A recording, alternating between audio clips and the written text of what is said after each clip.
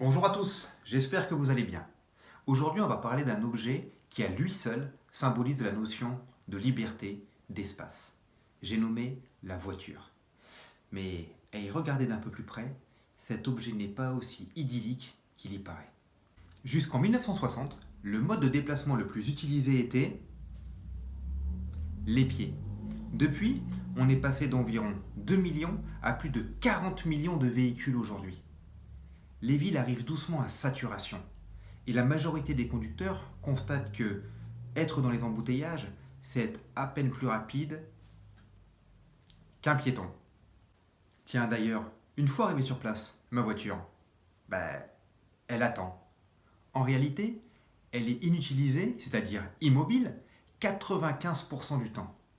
Et avec une moyenne de coût d'environ 5 000 € par an, ça fait cher pour être utilisé uniquement 57 minutes par jour. La voiture, c'est avant tout un récit, une histoire qu'on nous raconte. Est-ce que vous avez déjà remarqué que la plupart des publicités ressemblaient à ça? Magnifique ces routes où il n'y a personne.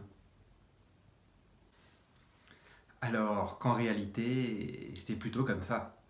Bip, bip, bip.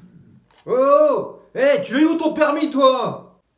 Il n'y a jamais de place pour se garer ici. Vas-y, avance, toi, espèce de tortue, va! Et même si on s'aperçoit doucement que la réalité est bien éloignée de ce qu'on peut voir en publicité, on continue à croire en ces imaginaires.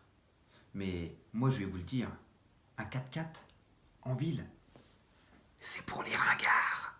Et quand on sait que l'Agence internationale de l'énergie a constaté le dépassement du pic du pétrole au niveau mondial en 2008, on a plutôt intérêt à s'orienter vers des véhicules légers, moins puissants et consommant pas plus de 2 litres au 100 km.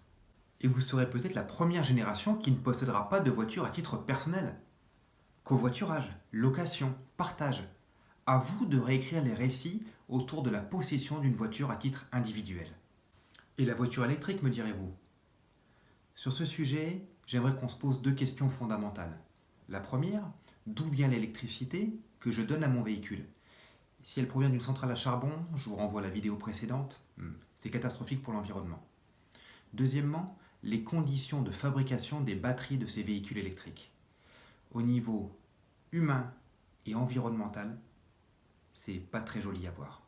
Je voulais juste jeter un petit coup d'œil sur l'extraction du cobalt au Congo, et vous comprendrez. Bon, si je peux plus utiliser de voiture, comment je fais pour me déplacer? Ça sera justement l'objet de la prochaine vidéo. En tout cas, j'espère que ça vous a plu. N'hésitez pas à vous abonner et prenez soin de vous.